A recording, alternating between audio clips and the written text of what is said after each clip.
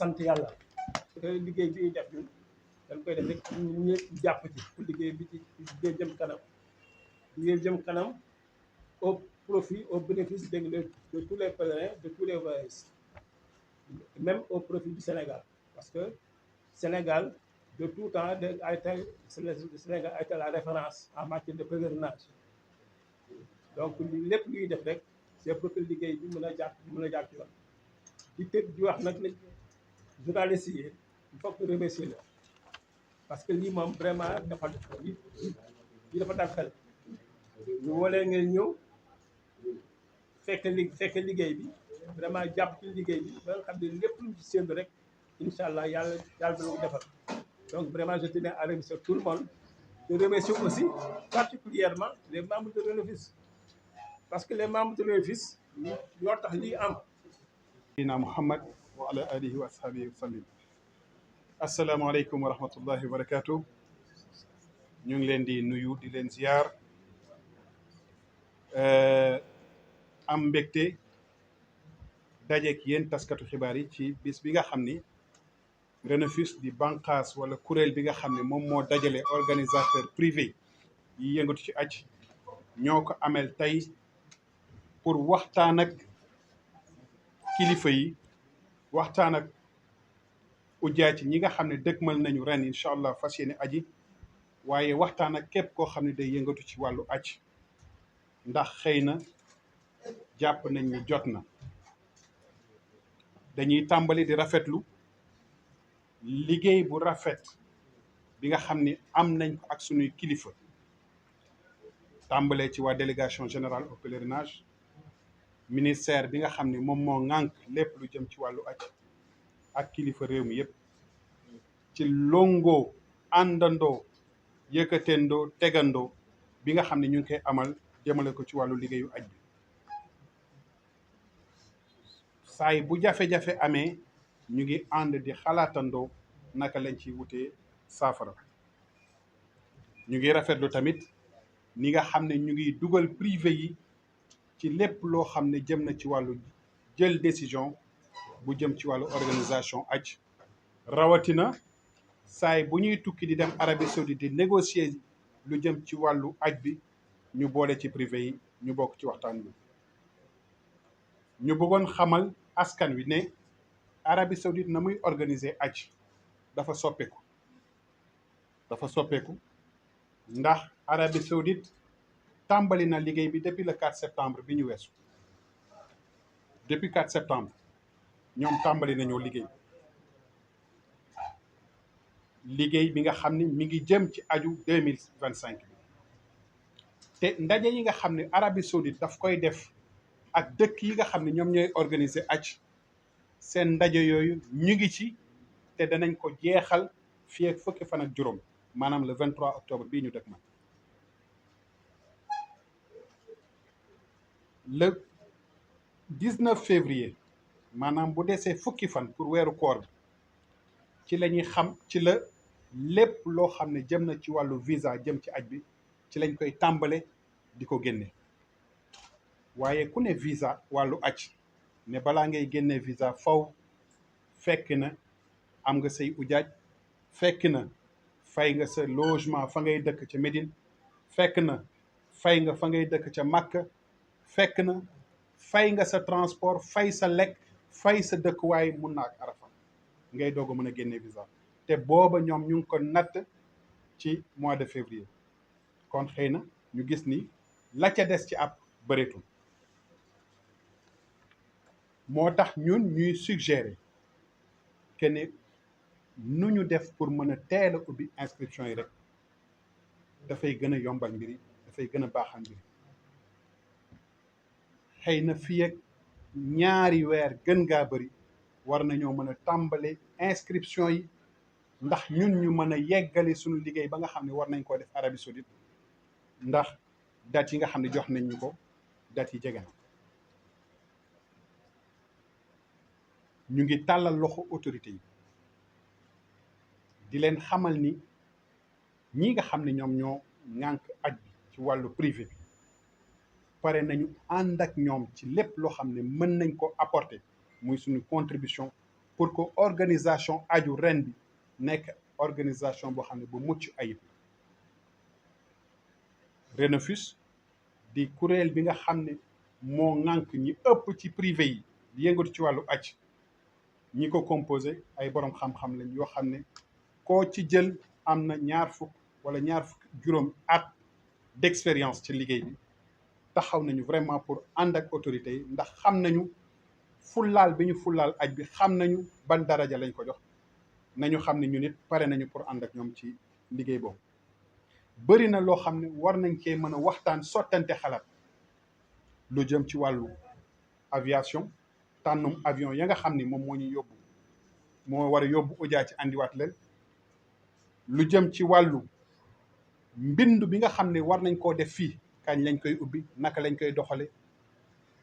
lu jëm ci wàllu transfert d'argent yi, maanaam xaalis bi nga xam ne war nañ koo yónnee Makka pour fay suñuy kër, suñuy dëkkuwaay ak suñu yeneen service foofa. lu jëm ci wàllu lekkin wi ak dëkkuwaay bi ci Munna ak Arafat.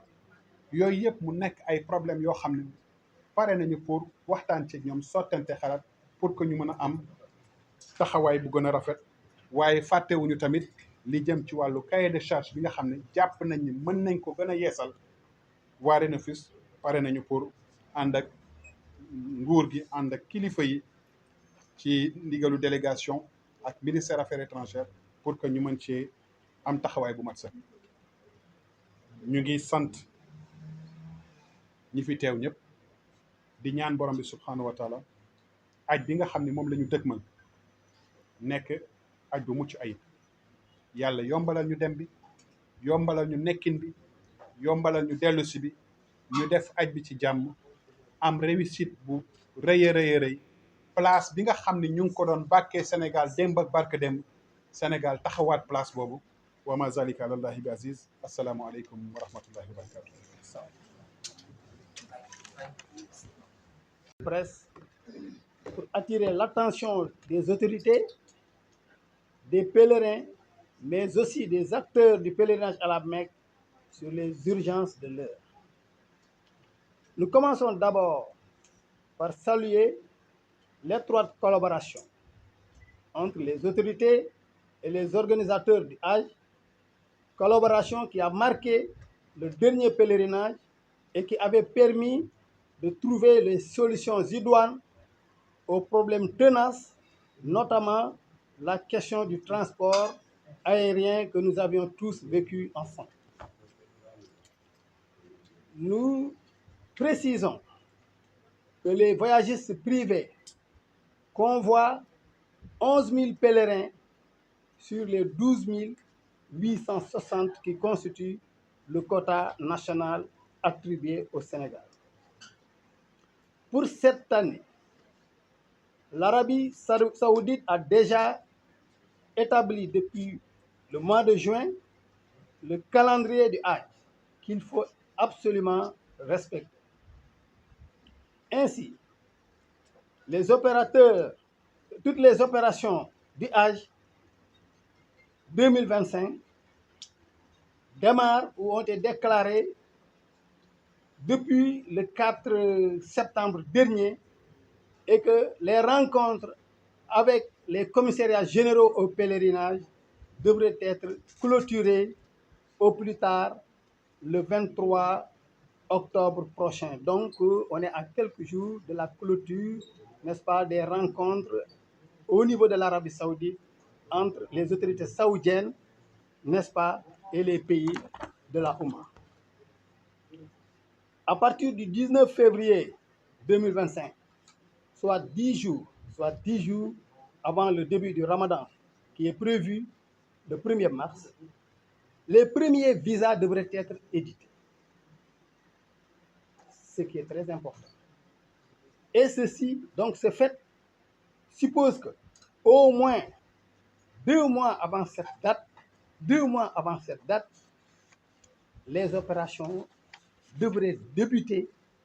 les inscriptions devraient démarrer, l'aviation ou la compagnie aérienne choisie, les contrats avec les logeurs terminés. Et là, c'est un point extrêmement important pour une bonne organisation du Hajj. Il faut surtout souligner, dans le cadre de l'aviation, que nous ne pouvons pas signer les contrats de logement sans avoir le programme des vols. C'est pourquoi les voyagistes privés appellent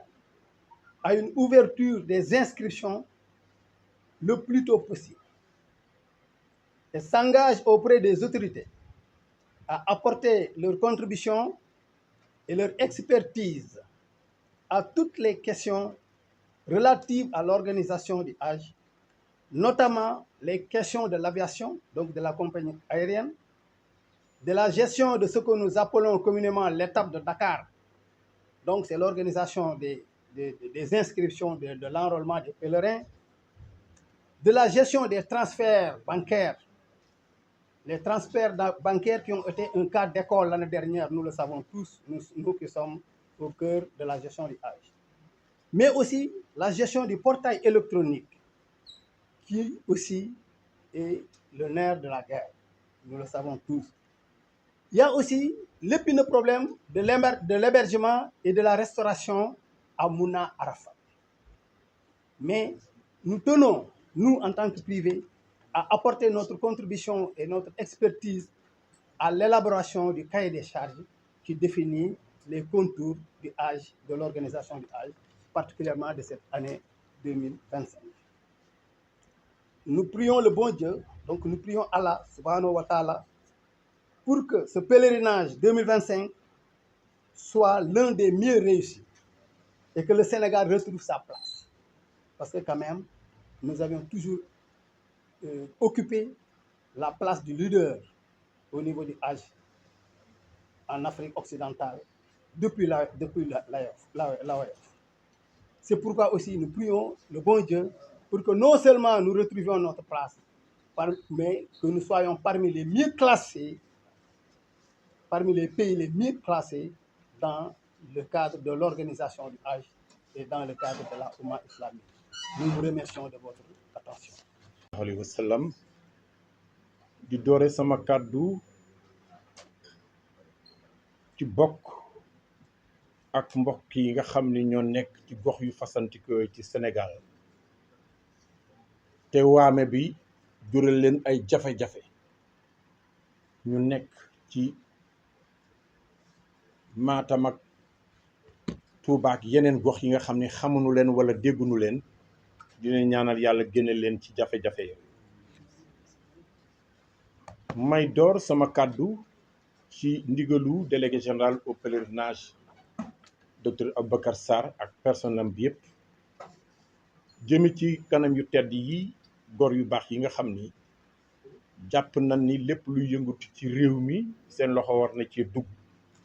rawante nag pàcc bi nu féete muy aj gi am kàddu gi fi jib ci njëlbeen ci ñaan gi waxtu si moom bi Abdoulaye Jameen wala tafaraxoo la wax mooy fasanti ko jàppee ci buum gi nga xam moom la nu yàlla sant ñu mën cee jàpp ba àgg ci moom ci lay sukkandiku ci wax jooju di gërëm waa Renofis colonel Jong mi ngi ko jiite ak gor yu baax yi ànd ak ñoom ñii nag ñooy ñi nga xam ne li olof di wax ku war togg leen mbaa sa gawar ñaaw ndax bu fekkee ni quota Sénégal day 12 860 pèlerins 11 000 yi jox ko gor yu baax yi nga xam ni suñu digganteeg ñoom ña ko fas mooy diine ak ngor ak sàmmante kàddu day fekk délégation bi ñoom bu ñu xewlee ñu war fee ñëw waxtaan ak ñoom ci dalal seen xel ci lépp lu nga xam ni war nañ ko yëg war ko xam te nit nag bu fekkee da nga bokk ak moom liggéey te lu yëkkatiku ku nekk mu bokk ca ak yow ca ña koy awu lu mu nekk danga cay nekk ba pare wax ko yow ci lan nga nekk. Première information bi may joxe moo di dëgg la wax nan ko Arabie Saoudite commencé woon na depuis le 4 septembre booba boo tey délégation bi ca délégué nekk ca ba ñi ngi yëngatu ci wàllu woowu waaye délégation bi dafay banqaas ci ministère affaires étrangères muy kuréel muy administration nag dafa am ay règles yu muy tëddee yoo xam ni fii ak sa jëwriñ yëkkatikul kàddu wala mu wax la loo war a def mënoo yëkkati benn pexe ak benn xalaat booy lal te doo ko sukkandiku ci ndigal loolu mu la jox la ca war lépp nag ban jógee màkk ci wàllu rapport bi nu war a déposer ci sunu kilifa yi def nanu ko di leen déglu ci li nga xam ni mooy instruction yi nu war a joxe tudd ngeen fi léegi cahier de charge bokk na ci xalaat yi waaye day fekk ni ku njëkk a yeewu boroom ndekki fokk nga tëddaat moo tax mënu gunoo avancé ci lenn lu nga xam ni wax nan ko wala ñu mën koo jëfandikoo ci li jàmp te ñu war ko def moo tax fii yëpp ay fan tey ci biir semaine bi wala boog début semaine bi délégué général dina dalal privé yi organisation privée yi wax ak ñoom ci fan la toll ak doxalin bi mu tëral ci fan la ko teg moo tax mu yabal ma ñëw tey pour fekke jataay ma leen di wax ni ànd ak yéen neex na lool te jàppandi na ndax lëkkaloog boroom xam-xam bu xam yoon wi mu jëm ami pexe yu tax yoo xam ne day sell dëppook diine ji nga xam ne mooy sunu diine lislaam ànd ak moom ci yoon wi nga xam ne mooy jëm tukki bi gën a neex bi gën a jub bi gën a rëy ci jullit dafay am solo ngay déglu ay xalaatam ak di ànd ak moom ci wàllu liggéey mbokk yi ñii nag mooy góor ak jigéen ñi nga xam ne lépp lu ab ci aj màkk gi dafa am solo ndax aj màkk gi fi may jeexale ci wolof mooy ñetti ponk yi ko tëdd yëpp bu ci nekk laaj na ñu ànd ak ñoom ak ñu mel ni ñoom bu njëkk bi mooy aj màkk diine la 95% population Sénégal ay jullit la kon képp kun ko dénk war nga waxtaan ak ñooñu aj màkk am na aspect politique bi mooy lii ñu nekk tey mooy liy tënk cahier de charge bi organisation bi ak tëralin wi kuréel gi ñu ko jox pour mu mën koo jëmale fi nu bëgg action sociale la parce que nit mën naa bañ a dem màkk mais liggéey jiw nit màkk bari na ci ñun ñoo xam ne bu leen joxoon tey paasu màkk seen yaay lañ koy jox wala seen papa parce que cag ndaw dig na leen ko te ba tey ñu ngi xeñtu yoon wu ñuy liggéey pour mën ko koo defal kon ñetti aspect yooyu bu fekkee dafa tënk aj màkk day laaj ñu nit ñu yaatal suñuy mbagg ak suñu ginnaaw pour boot képp koo xam da nga cee bokk ñu leen di gërëm di leen sant ci taxawaay bi ci kàddu gi di wax ni délégué nee na ba mu ubbee buntam bi muy doog a ñëw ba nëga ni ubbi tëju ko ubbi na sax palanteer yi pour ku nekk ñëw parce que xalaat olof nee na ko sa xelum bopp doyu nit ñi foofu laa doon leen jaxale asalaamaaleykum wa rahmatullahi taala